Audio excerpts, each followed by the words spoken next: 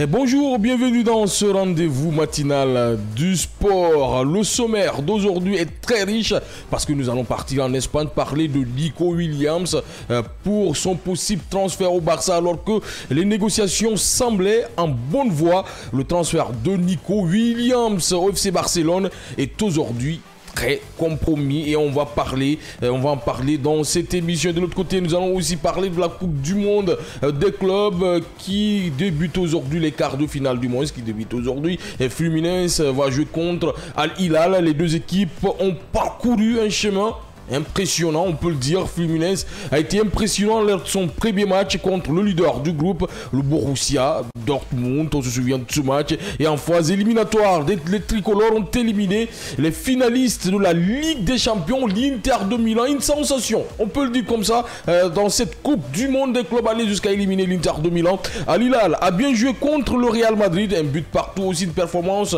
exceptionnelle en phase de groupe et a mérité sa victoire contre City en phase éliminatoire. Deux équipes qui ont surpris le monde entier et on va parler de ces deux équipes là dans cette émission Tour d'Europe et ça commence maintenant avec nos spécialistes. Juste à côté on a Souhaibou Diakité. Bonjour Souhaibou Diakité, de vous retrouver dans cette émission. Bonjour Hassan et bonjour à tous. Ravi de parler avec vous de Nico Williams parce qu'on en a trop parlé et on va continuer à en parler aujourd'hui parce que ça fait du bruit. Un très long feuilleton. On s'attend maintenant à ce que ça prenne fin, mais je pense que c'est parti encore pour durer un petit peu longtemps. Amane qui sourit de l'autre côté, vous aussi allez de vous retrouver dans cette émission. On était ensemble hier, on enchaîne aujourd'hui encore.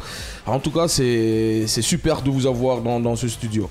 Oui, bonjour Hassan, bonjour à tous. C'est un plaisir pour moi d'être là. Alors, Tour d'Europe, c'est parti, c'est maintenant sur la 89.5, sur Kavi TV, mais aussi sur la page Facebook Kavi TV. N'oubliez pas, à partir de 8h30, les auditeurs, les téléspectateurs, les internautes, vous pouvez nous joindre sur le 629 85 67 67, le 629 95 67 67. Je répète le numéro, le 629 95 67 67.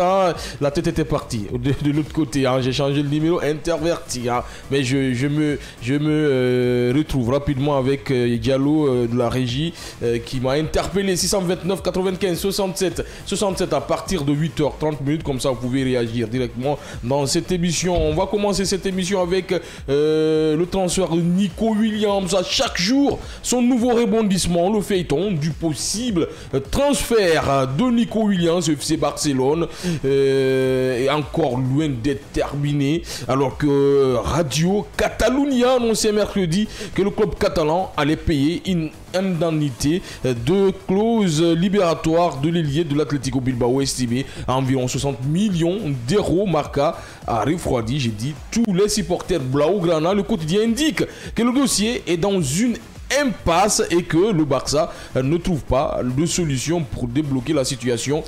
C'est compliqué pour le Barça, c'est compliqué aussi pour Nico Williams qui a envie de retrouver ce club très très rapidement. Oui, il faut rappeler d'abord que Nico Williams, c'est un joueur espagnol qui évolue du côté de l'Athletic Club de Bilbao, qui devrait normalement signer au FC Barcelone la saison dernière. Malheureusement, ça ne s'est pas fait. Il a été fermé complètement par son club et lui, il n'avait pas également manifesté trop d'envie de rejoindre les Blaugrana. Et après une saison, on disait que c'était terminé, il ne reviendrait jamais parce que le club avait dit que Nico n'était plus un petit peu dans leur plan. Mais après, on a vu la campagne en Ligue des Nations qu'a effectué le joueur et la saison en Ligue Europa également.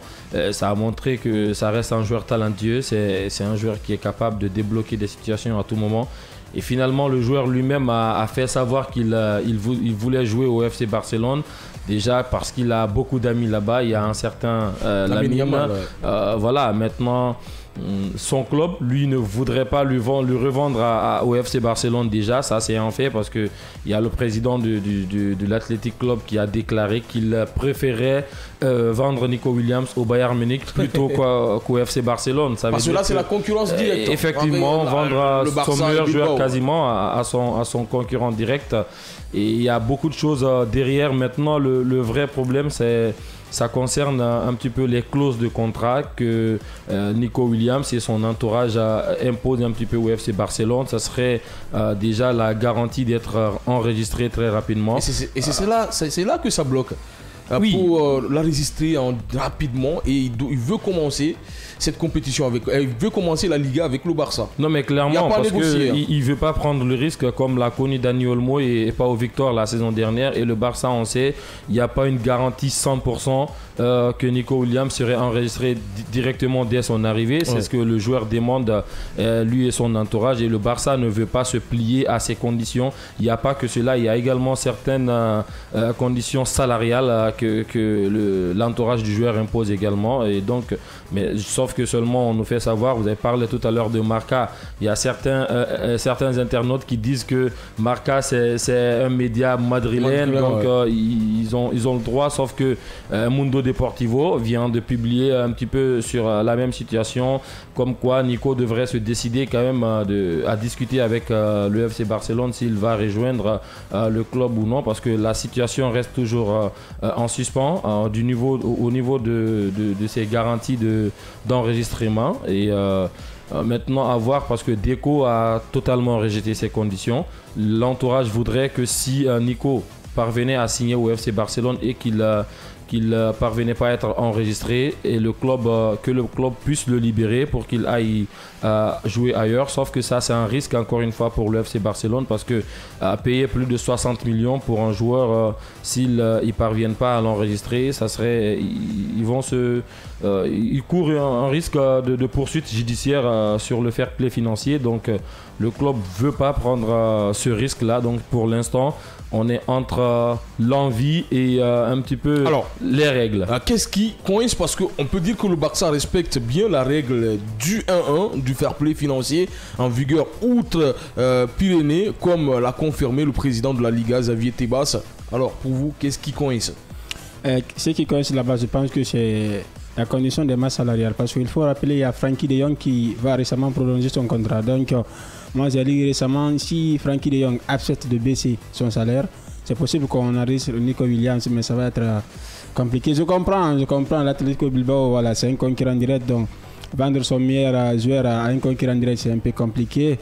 Et je comprends aussi, voilà, certains fans de Real Madrid qui ne veulent pas que Nico Williams rejoigne le club catalan, parce que la Ligue va être très très attractive cette saison avec les Clasico.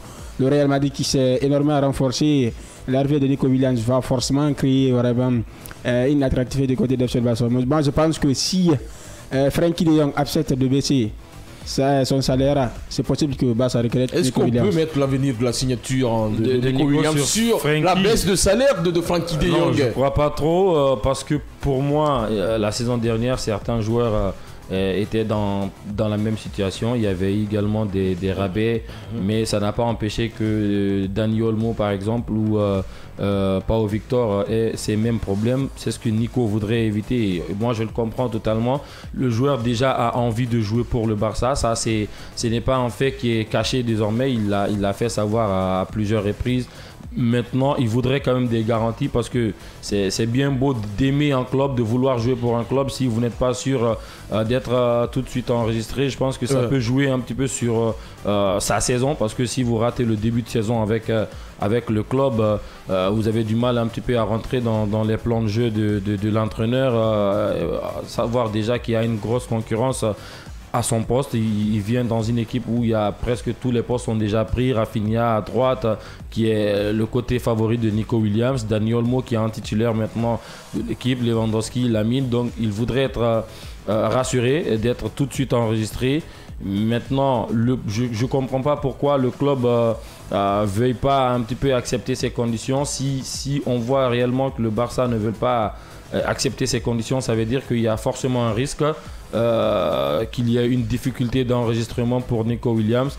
Et pour l'instant, les discussions sont arrêtées, mais je pense que d'après cette annonce de Mundo Deportivo, certainement les discussions devraient reprendre aujourd'hui. Maintenant, c'est aux joueurs et son entourage, c'est à eux maintenant de se décider s'ils vont finalement se plier à ce que le Barça demande, parce que le Barça n'a pour l'instant pas accepté les conditions que l'entourage de Nico Williams impose. Et Nico ne veut pas vivre le cas Dani Olmo, c'est ce qu'il ne veut pas du tout. Oui, c'est normal, parce que voilà, un joueur de classe mondiale comme Nico Williams, il a prouvé ses preuves lors du dernier Euro en remportant avec l'Espagne. Donc, et surtout l'année prochaine, c'est la Coupe du Monde. Imaginez prendre ce risque-là, venir au FC Barcelone, tu n'es pas resté, tu ne joues pas. Il risque de perdre sa place de titulaire en équipe nationale espagnole. Vous savez, là-bas aussi, la concurrence elle est très féroce. Je le comprends parfaitement, mais je pense, comme le joueur a déjà envie de venir, je pense quand même, ça va se décanter. Surtout qu'il y a des concurrents aujourd'hui pour le faire signer, comme le Bayern Munich, qui l'assure toutes les conditions salariales, tout. Donc, sauf que lui, il voudrait jouer pour le Barça.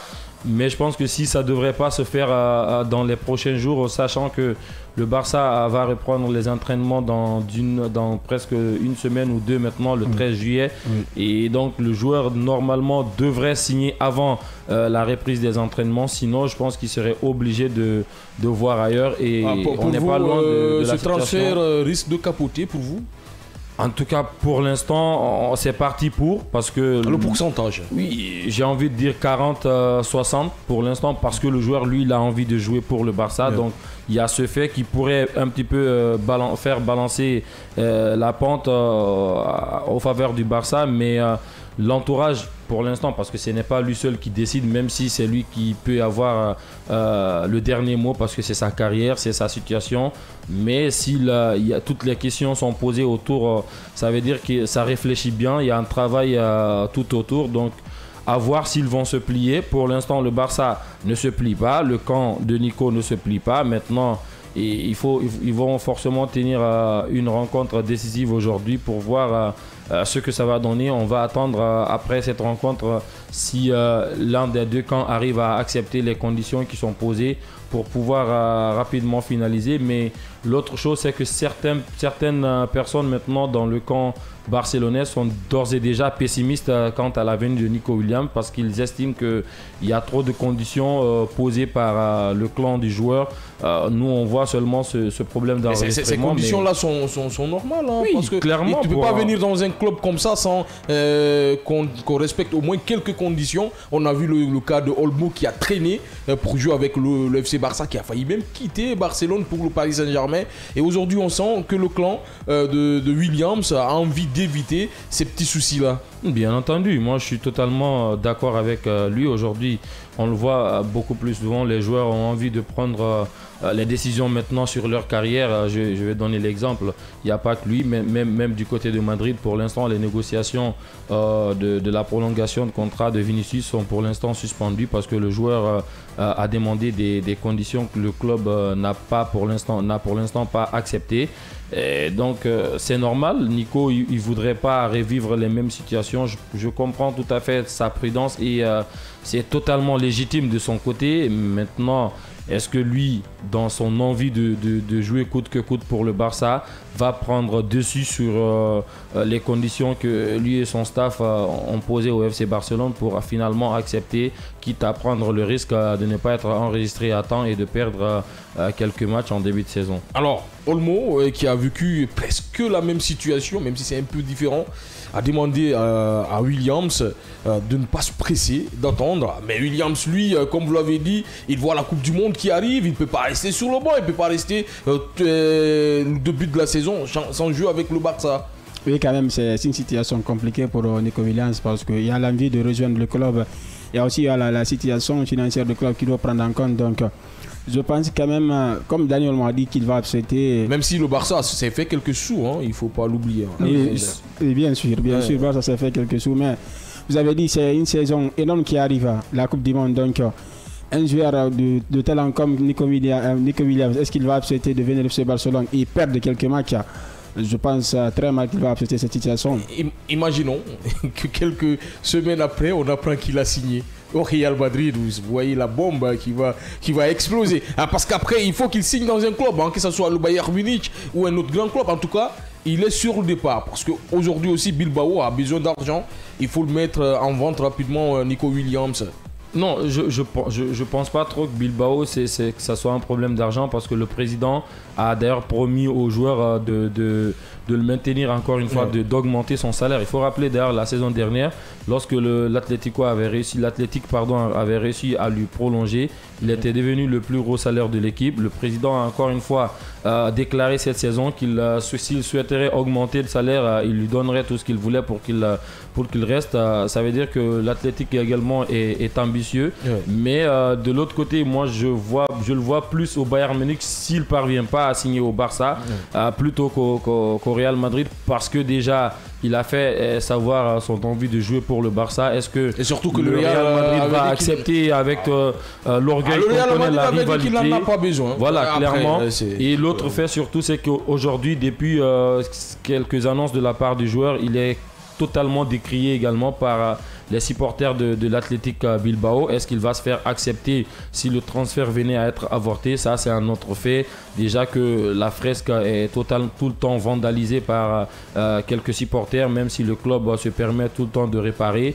Mais ça veut dire qu'il y a une image déjà qui est chose est cassée entre lui et les supporters de Bilbao. Maintenant, il va falloir qu'il fasse un effort pour signer au Barça ou finalement quitter la Liga. Alors, question pour les auditeurs, les téléspectateurs, mais aussi les internautes. Pour vous, voyez Williams au Barça ou dans un autre club? Est-ce que ce transfert peut se capoter? En tout cas, c'est la question qu'on vous pose ce matin. Vous avez un regard, vous aussi, sur ce dossier. Alors, on attend votre réaction dans cette émission à partir de 8h30. On va continuer cette émission Tour d'Europe. On va changer carrément de sujet. Maintenant, on va parler de la Coupe du Monde des clubs, et deux équipes vont démarrer les quarts de finale aujourd'hui. C'est Al Hilal, Fluminense. On en a parlé hier, Mané, et aujourd'hui on va essayer de parler du match, parce qu'on a parlé de tous les matchs en général. On n'a pas eu trop de temps de rentrer dans le vif du sujet. On va parler de Fluminense, Al Hilal.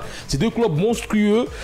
D'abord, l'autre club Fluminense a éliminé l'Inter de Milan, finaliste de la Ligue des Champions. On a Al Hilal qui a tenu tête contre le Real Madrid quand même, un but partout. Après, il élimine Manchester City, un des mastodontes du football européen. Alors pour vous, ce match, vous le donnez plutôt Al Hilal ou Fluminense? Je donne plutôt un avantage pour Al Hilal parce qu'ils ont réalisé quand même un espoir retentissant. Al Hilal quand même le quadruple champion d'Angleterre, qui est Manchester City, et à tenir tête face au Real Madrid, les merengues, presque le club le plus titré en Europe, c'est le roi d'Europe. Donc cette formation, chef qui aime souvent le dire, c'est la plus européenne de la formation asiatique qui est là-bas. Donc elle a beaucoup de l'expérience, beaucoup d'envie. Je pense que cette formation est très bien partie pour réussir ici en demi-finale. Mais attention, du côté de Fluminense, c'est vraiment une formation coriace, une formation costaud, avec en derrière un certain Thiago Silva qui est capable de mettre très très mal aux attaquants d'Al Hilal. On a parlé beaucoup d'Al Hilal depuis le début de cette compétition. Après ce match contre le Real Madrid, on se disait que le Real Madrid était en reconstruction. Peut-être c'est ça, mais derrière, ils éliminent tout de même Manchester City avec ce jeu proposé. On se dit maintenant, quelle est l'équipe qui peut arrêter vraiment Al Hilal? Est-ce que Fluminense? Parce que Fluminense aussi a été extraordinaire dans cette compétition, qui élimine l'Inter de Milan, d'ailleurs finaliste de la Ligue des Champions.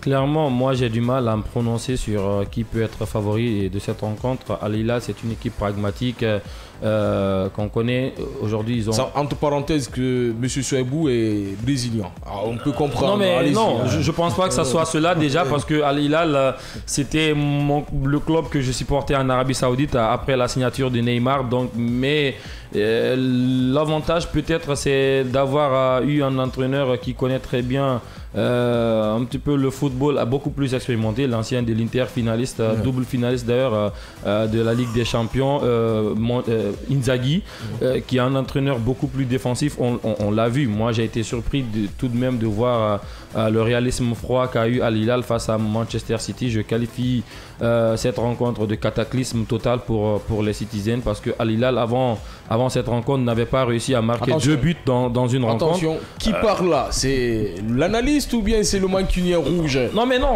ce mot catalysme là, c'est... Non mais c'est un cataclysme pour Manchester City. Personne ne voyait City être éliminé dans cette rencontre, surtout qu'ils ont mené 2-0 avant de se faire...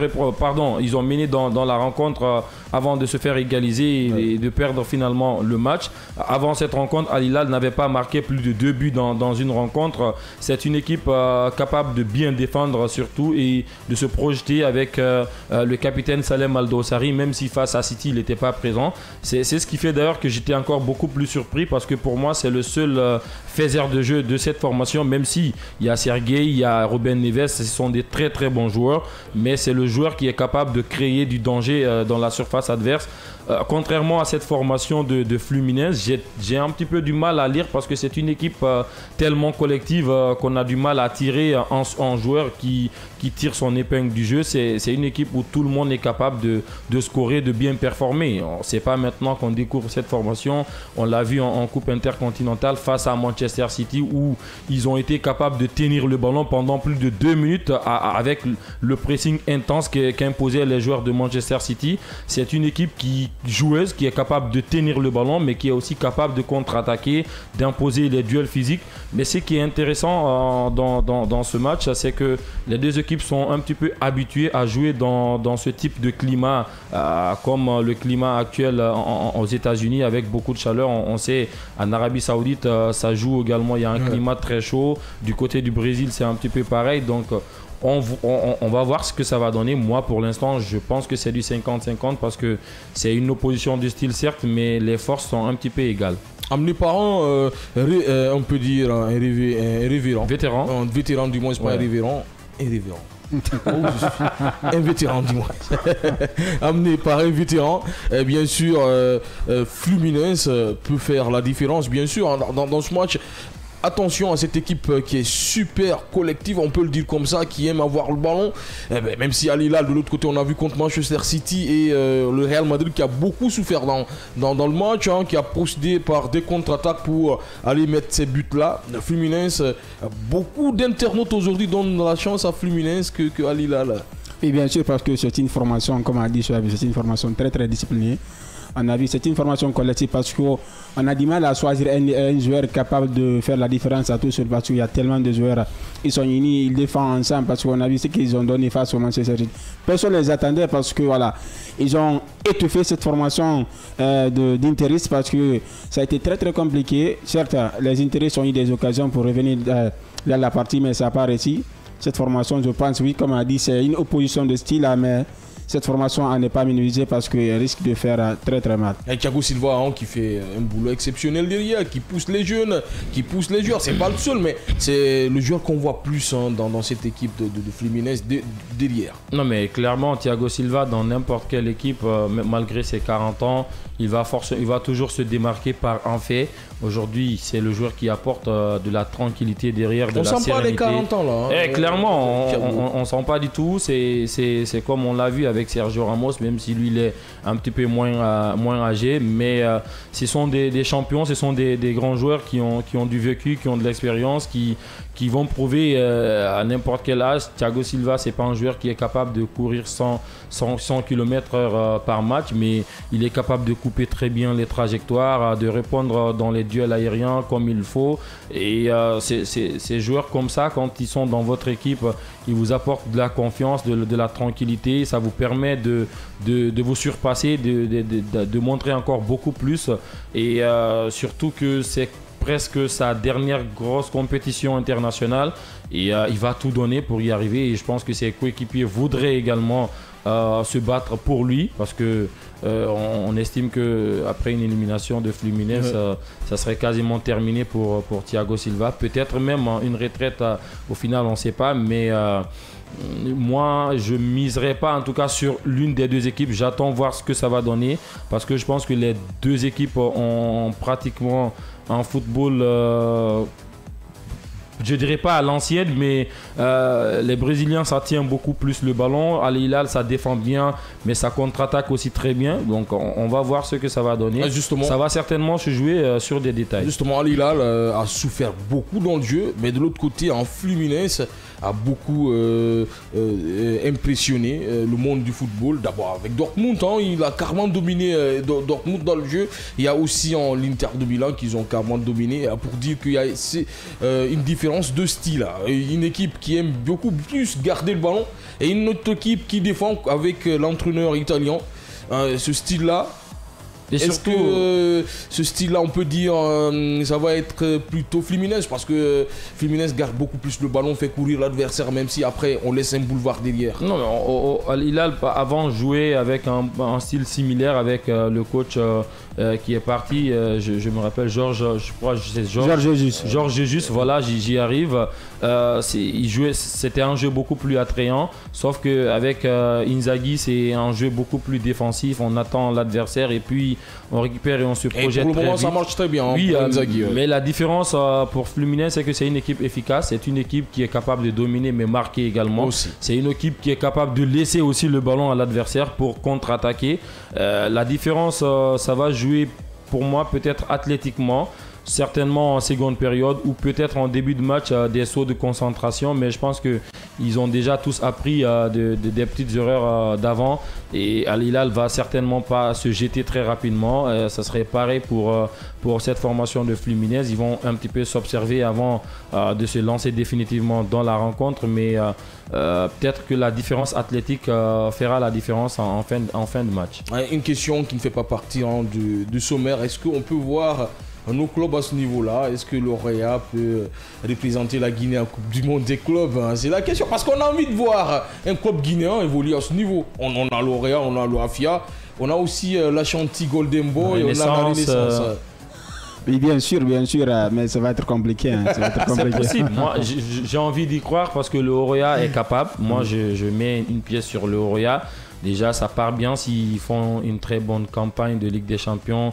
Mais pour l'instant, la condition pour se qualifier en Coupe du Monde des clubs, il faudrait remporter une compétition continentale et voir ce que ça va donner. L'antenne elle est ouverte, il est 8h30. On va prendre le premier auditeur de cette émission. Bonjour monsieur, vous vous appelez comment et vous nous appelez d'où?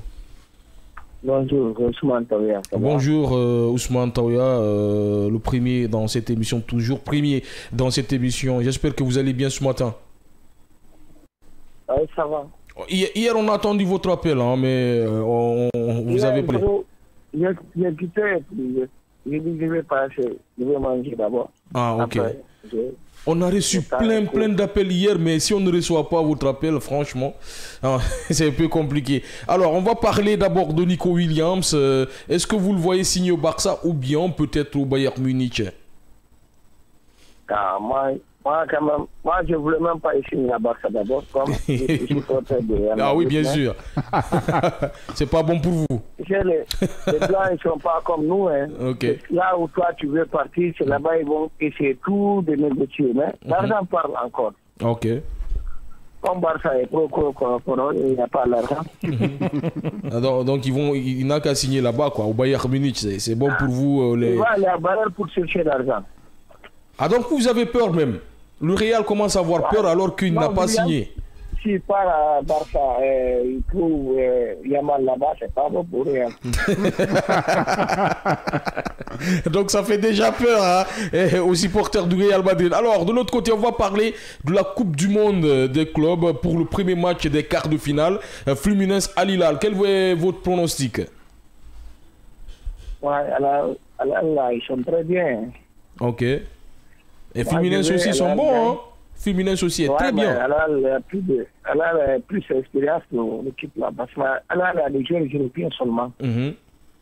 Ça, c'est vrai. Ils jouent très bien encore. Mais le problème, c'est avec pour marquer. Mais je pense qu'ils vont essayer de gagner. Mais ils ont mis 4 buts à Manchester City. Ouais, mais ça, c'est pas un accident. Voilà, c'est ce que je voulais dire aussi. C'était un accident. En tout cas, les buts ne sont pas des buts d'école. City a fait une grande erreur. Ils jouent contre Juve. Ils ont tout carburé là-bas pour marquer beaucoup de buts. Justement, sur le match de la Juve, ça a beaucoup carburé, cette équipe de Manchester City. C'est à cause de ça, sinon, City va le faire plaisir. Merci Ousmane. Vous avez une question? Pour la petite information, Al Hilal a d'ailleurs fait venir Abdelrazak Amdallah, l'attaquant marocain, en prêt de Al-Shabaab pour renforcer un petit peu l'attaque de l'équipe parce qu'ils estiment qu'il y a un petit peu une pénurie d'attaquants de ce côté. Alors, on espère que le pronostic de M. Ousmane va s'avérer et que Al Hilal va gagner contre Fluminense. Merci Ousmane pour cet appel. On espère vous avoir le lundi parce que c'est la dernière émission de cette semaine. Continuez à nous appeler sur le 629 95 67 67 629 95 67 67. La première question, c'est Nico Williams. Est-ce que vous le voyez plutôt Barça ou le Bayern Munich? Est-ce que ce transfert peut se capoter? En tout cas, vous pouvez réagir sur le 629 95 67 67. Et de l'autre côté, Al Hilal, Fluminense, Coupe du Monde, le premier match des quarts de finale. Dites-nous votre pronostic entre Fluminense et Al Hilal sur le 629 95 67 67. On va partir avec vous, Mané. Al Hilal, c'est une équipe redoutable qui fait très très peur maintenant. Oui, c'est une équipe redoutable qui fait très très peur avec des joueurs quasiment presque expérimentés. On a vu un certain Khalidou Koulibaly qui a marqué sur un coup de tête incroyable face aux Citizens. C'est vrai, cette équipe elle est très bien solide devant, mais le problème c'est le problème d'efficacité. Comme a dit chef d'équipe, ils ont déjà acheté un attaquant pour un peu renforcer ce secteur offensif parce que pour le moment, cette formation elle est capable de très bien tenir le ballon, se projeter, mais ça manque devant pour la finesse, pour la finition. Pardon. Justement, on parle beaucoup d'Al Hilal, mais on a oublié Khalidou Koulibaly. On va prendre cet auditeur d'abord, rapidement. Bonjour monsieur, vous vous appelez comment? Vous nous appelez d'où? Bonjour, c'est Mohamed Lamine depuis Yataya. Mohamed Lamine depuis Yataya. Bonjour, heureux de vous avoir dans cette émission. J'espère que vous allez bien ce matin. Oui, très bien, très bien, très bien. Alors, on va commencer par le Barça avec Nico Williams. Vous le voyez plutôt au Barça ou bien au Bayern Munich. Est-ce que ce transfert peut se capoter? Est-ce qu'il peut ne pas signer au Barça? Bon, moi, il aime le Barcelone quand même, mais moi, je vois qu'il sera bavarois comme ça, bavarois. Pourquoi? Vous êtes madrilène, vous êtes madrilène aussi? Pourquoi? Parce que Barça, financièrement, Barça a des problèmes, les autres aussi, le Real est en train de faire des coulisses derrière là pour qu'il signe au Barça. Donc, ouais, ils sont forts quand même dans ça. Donc, ils préfèrent même s'il ne va pas au Real qu'il aille au Barcelone, au Bayern de Munich. Mais c'est normal que le Real le fasse, hein, parce que après c'est voir Nico Williams, Lamine Yamal, Rafinha, Olmo juste derrière, c'est compliqué ça pour le Real. Ça serait compliqué pour le Real. Surtout que le Real vient de changer l'entraîneur. Donc, ça vient l'autre même à peur maintenant. Voilà. Alors, on va passer sur la Coupe du Monde des clubs. Le premier match des quarts de finale va opposer Fluminense à Al Hilal. Votre pronostic? Bon, moi, je vois réellement Al Hilal. Cette fois-ci, je vois même Al Hilal finaliste. L'équipe surprenante de cette compétition, ça serait Al Hilal. Attention, devant le Paris Saint-Germain, devant le Real Madrid, devant le Bayern Munich. Non, je dis finaliste. Finaliste, mais pour être finaliste... S'ils continuent comme ça là, à gagner, ils ne vont pas rencontrer le Paris, ils ne vont pas rencontrer le Bayern. Mais ils vont rencontrer le Real. Non, ils vont rencontrer Chelsea. Voilà, le tableau, c'est... mais Chelsea, c'est un gros d'Europe tout de même. Il faut aller battre Chelsea. Voilà, Chelsea, donc ils peuvent battre Chelsea quand même. C'est possible. Donc, moi, je vois Al Hilal finaliste même. Donc, c'est ma préférence encore. J'ai vu l'équipe de Fluminense contre l'Inter Milan. Oui. Ils ont souffert malgré qu'ils ont gagné 2-0, mais le score là ne reflète pas l'image de la rencontre. L'Inter avait bien joué, avait bien dominé, mais la finition n'était pas là. Si Thuram était là-bas ce jour-là, peut-être Inter pouvait faire la différence. Contre Manchester City, Al Hilal aussi souffert dans le jeu. Souffert. Mais les deux équipes, vraiment, tout le monde sait que Manchester City, c'est une machine à marquer. Même s'ils ne sont pas en forme, pour marquer quand même, c'est très facile. Mais bon, voilà, c'est différent. Manchester est différent de l'Inter de Milan. Manchester a tout. Allez-y. Voilà. L'Inter quand même... je vois finaliste, je vois Hilal comme finaliste. Alors merci monsieur pour cet appel, on espère vous avoir lundi prochain. Merci beaucoup. Allez-y, soyez bouillés. Je pense qu'il y a un auditeur. Bonjour monsieur, vous vous appelez comment et vous nous appelez d'où? On est un peu désolé là. C'est le temps des auditeurs. Vous vous appelez comment et vous nous appelez d'où? Est-ce qu'il est là avec nous? Bonjour monsieur. Allô, est-ce que vous êtes là? Essayez de diminuer le volume de votre poste récepteur. Comme ça, vous pouvez bien échanger avec nous. Vous êtes là? Allô? Allô, oui, bonjour. Vous vous appelez comment et vous nous appelez d'où, monsieur? Moi, c'est M. Barry. Depuis où? Depuis Concassion. Je voudrais dire un bonjour amical à M. Sebou Diakité, là, à côté. Ok. Bonjour, monsieur Barry. Bon, je voudrais une petite question là. Au cas où Williams venait, comment, bon, je ne sais pas, vous n'êtes pas l'entraîneur, mais comment l'aligner? Comment il va? C'est un peu ça, moi, mon problème. C'est Flick qui va décider comment l'aligner. Oui, mais en tout cas, il y a quelques systèmes qui sont déjà sur les papiers. On parle de l'alignement de Rafinha au milieu de terrain. Dani Olmo, c'est Dani Olmo qui risquerait de perdre sa place de titulaire. Probablement. Ah, c'est ça le problème de la venue de Williams, hein? Ouais, c'est clairement, c'est aussi ça, les grands clubs, il faut laisser, il faut sacrifier certains, faire de la place pour certains. Alors le Real a perdu Sami Khedira, Mesut Ozil, Di Maria, mais ça n'a pas empêché de faire venir des joueurs qui sont capables de reprendre le flambeau. Williams aujourd'hui, c'est l'un des plus grands espoirs en Europe, donc venir signer au Barça, c'est important. Merci monsieur pour cet appel. On va continuer avec un autre auditeur, Mamadou Diallo. Bonjour monsieur, vous vous appelez comment et vous nous appelez d'où? Est-ce qu'il y est là jusqu'à présent, Mamadou Diallo? Il est là? Bonjour monsieur, vous vous appelez comment et vous nous appelez d'où?